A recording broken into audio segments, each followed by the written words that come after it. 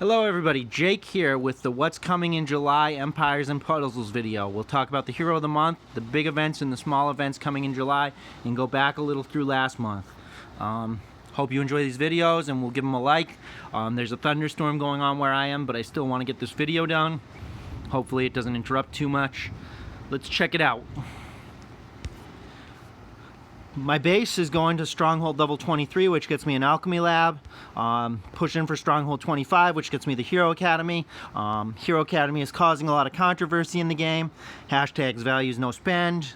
Hashtag I don't really care, I'm a new player. I started around Halloween of last year, 2019. I've come a long way. The Hero Academy is going to help me and most of the members of my alliance. They've given us something. I think if I was on the other side and was a long-time player, I might be upset as well. They're saying the heroes coming aren't that great. Don't want to get into politics too much. Thought about playing the game and talking about other things than the schedule a little after this video. We've lost Nova, N-O-V-O, the person who made the original calendar for the game Empires and Puzzles, so the calendars have changed a little. Didn't really know when the Sand Empire was coming. It came yesterday. It's a seasonal event for the summer. It gives a few good heroes. People thought it was on the 22nd. It wasn't. I didn't put that in my video. I didn't notice it in the last calendar. As with all these videos, everything they give us at beta is tentative. But it's pretty. These have been pretty accurate. I enjoy these videos. I look back on them and use them as a reference for myself. So my base will be 23 in a couple hours. I got Quintus from TC20. I've got a few good heroes at the top of my ranks. Things are getting there. I'm getting better in war. Regard is complete. Sonya's getting complete. Mist is complete. She's a great hero. Guardian Jackal has a few emblems. Bullet Tusk is my first completed hero. Has max emblems. I love Bullet Tusk. He is my avatar. He's just a very useful hero. If I were to get a 5-star, they might get switched around, the emblems.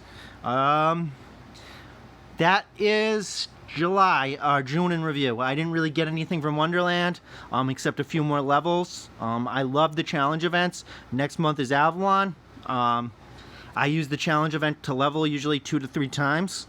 It's a great way to farm as well. I'm always going to point that out. It's a monotonous way to farm. You can do rare 3 over and over again. It's going to give you tons of feeder heroes. It's going to give you feeder troopers. It's going to give you items. It's not going to give you much food and iron, so you're going to have to take from your TC20, which is what I'm doing now to feed my TC19. I've got a bunch of TC19 going because I had tons of rare rugged clothes. This is going to level my stuff really quick. I'm going to put in a second TC20 and have two TC20s going sometimes. Hoping to get more 5-stars, as I only have 5 or 6. That being said, let's get into the Hero of the Month for next month and not come back to my base. Hero of the Month next month is Noor. She is fire. She eliminates all the minions on the board and puts minions with all your allies, like Cassavir, whom I love for tournaments and things. Minions for all your allies are like extra health during a bloody battle, which is a good thing. A lot of players don't care about the upcoming Heroes of the Month. They say they're not good enough to spend on because of the whole Hero Academy values hashtag no spend. I would not mind getting Noor. I'd say she's about as good as Malozi. She's not a Telluria and she's not a Vela, who I may have and I'm very happy with. But she'll probably be good, and her specialty will probably be the bloody battle.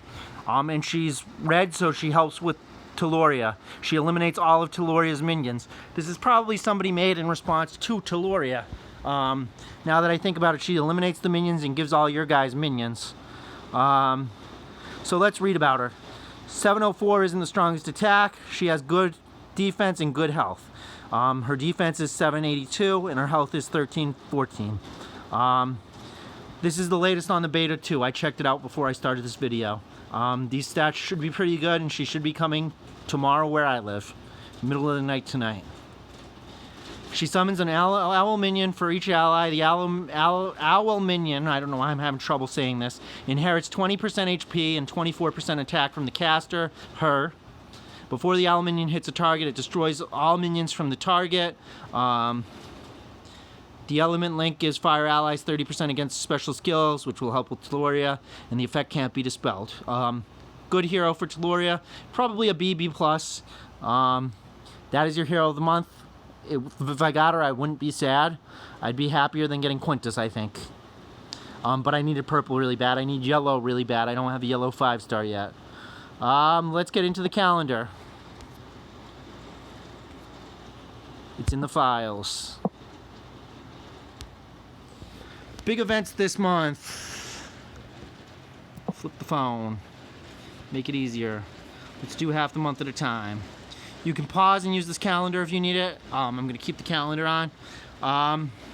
Big things this month. The Sand Empire. It started yesterday where I am. So it started the 28th of July, as far as I know, or the 29th in the early morning. Sand Empire goes until the 13th of July. That is the seasonal summer event. It has some good heroes. Yunin. Rock looks decent, the new hero they added. The purples are 3-stars. They're only Bs. They don't look that good. That's what I've got to say about that. There's an easy level now. I hope to complete it. I usually complete the seasonal events. Looking forward to doing this. Haven't started yet. I've actually just completed Frost March before I make this video. The first big thing in Atlantis on Thursday, July 2nd, is Atlantis Rises. That's the second big thing in July, not the second big thing in Atlantis. I actually look forward to making a 10-pull this Atlantis Rises, hoping to get Cage to Burrow, Poseidon, or Ursina. In the reverse order, probably. Ursina, Poseidon, Cage to Burrow. That would be my hopes for getting those characters. It's never good to chase a hero in this game, is my belief. It'll just make you upset because the odds are so low of getting a single hero. That's what I've got to say about that. My favorite, the challenge event, comes a week later. Thursday the 9th is the Knights of Avalon. I got Black Knight from there last time. Which is the best hero I could have gotten. Some people were like, do you want Gwen? But Gwen got retired because of the way the game and the meta changed. So Atlantis Rises runs the 2nd through the 4th of July. Knights of Avalon runs the 9th through the 13th. Let's take a look at the Knights of Avalon specifics, just so you have them. Knights of Avalon specifics are in another file. The specifics for the Knights of Avalon. Blue reflex, so you want your green heroes ready. That means I should probably, with those 162 troops, get costume Friar Tuck ready. Maybe get Ishitok's costume ready. Burden. My greens aren't my best for certain. Menesis. I have a bunch of greens ready. I always say red are the best for challenge events. People typically use red the most. Red doesn't work with a blue reflect, and blue doesn't work with a blue reflect. You're going to be using probably your holies, your darks, and your greens mostly. There's some good heroes you can hope to get. Lady of the Lake. Black Knight is the best. I was just watching Nitani Lion Roar. He said how good King Arthur is secretly. Underrated, good heroes, great sniper. I see Lancelot in a lot of the tournaments. Buchanan, I've listened to Dator talk about being a great character. I'm working on a lot of Rudolphs and Nimahaji. I do have Buchanan, so I save them because I know he is a good character. Maybe I'll get him going soon, but I don't know. I have enough 3-stars at about 22 or 23 3-stars all max level. I really need to work on my higher team right now. Hopefully you can screenshot this and get a good idea of what you need to do for Knights of Avalon. I like doing Rare 3 over and over again. It's a monotonous way to play, but it gives you 917 experience each time, and it gives you feeder troops and feeder heroes. It gives you items at a cheaper cost than doing Atlantis Rises. 1 energy for feeder troops, feeder heroes, a lot of XP. You have to have free time to do this. You just keep hitting the auto button with a good 3-star team. It's going to get it done in about 1 minute 30 seconds each time. You find tasks to do like cleaning or a quick task like washing dishes, and you keep just pushing the button while you're doing stuff. It'll level you quickly. It's the quickest way to level in the game. Debatably, it might be better than Atlantis Rises for farming. I don't know. I'm sure people will debate that. If you want to debate it, leave comments. Here we go again. The calendar. After Knights of Avalon is the Tavern of Legends. The Tavern of Legends has been going on for 2 months now. I've beaten it each time. I've only pulled 3s and 4s from it, all repeats. Maybe I got Chow from it. I've got 1 Season 1 hero left, Skittle Skull, that I don't have. But basically, I have all the 4 stars, all the 3 stars from Season 1. Except Skittle Skull. The Costume Chamber is something I like a lot. The Tavern of Legends is running the 16th through the 20th. Immediately after the Tavern of Legends is the Costume Chamber. I actually love the new costumes. I think costumes are great, especially for new players. They make the Season 1 players who other gamers have said have marked the casket or put the nail in the coffin for Season 1 characters. They make the Season 1 characters competitive with the Season 2 and 3 characters.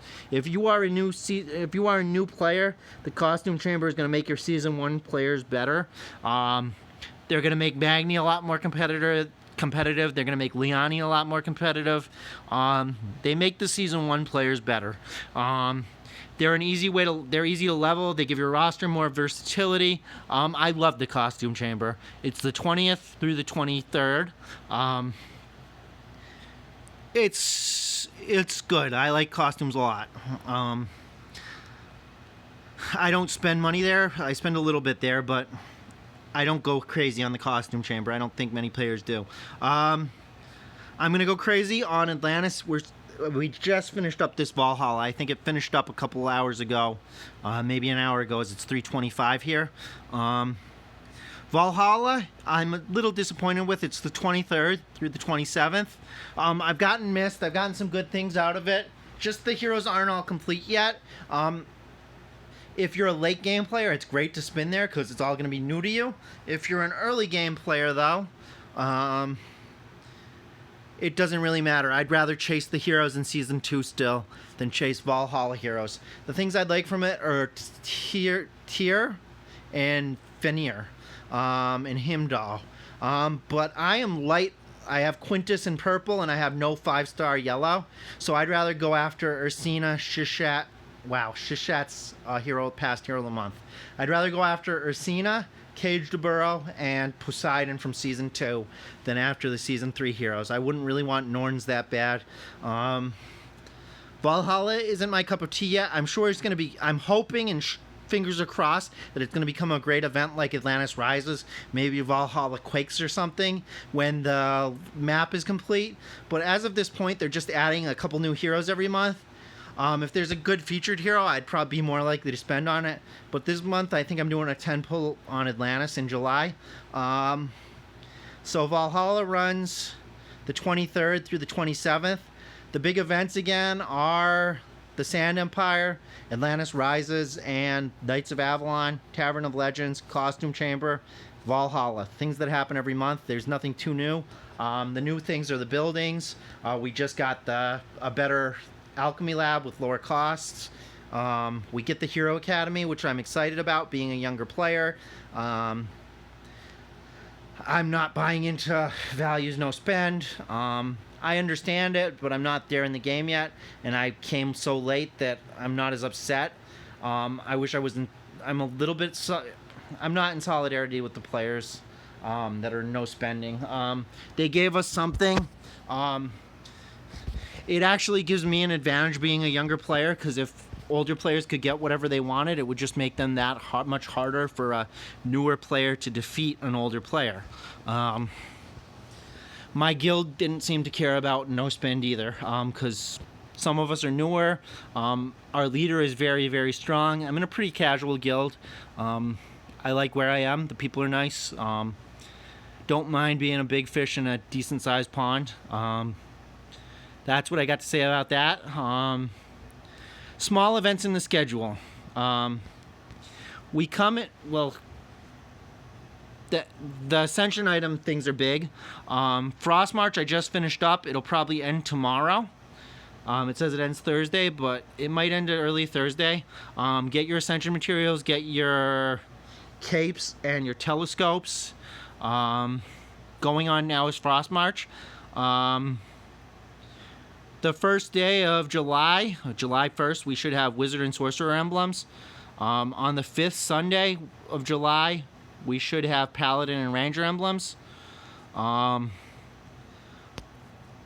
the 8th of July, a Wednesday, we should have Barbarian and Rogue emblems. On the 12th of July, we should have Monk and Cleric emblems. On the 13th of July is Far Home Pass. You get a compass and you get a Damascus blade. On the 15th of July is Fighter and Wizard emblems. On the 19th of July is Druid and Ranger emblems, which is good for my Vela. On the 22nd of July is Shiloh Desert. You get your magic orbs and your poison darts. There's 2 events that day. You also have trials for Rogue and Sorcerer emblems. The Path of Valor comes to its end on the 21st of July. I'm at about level 40 right now, so I'm thinking I'm going to complete that pretty soon.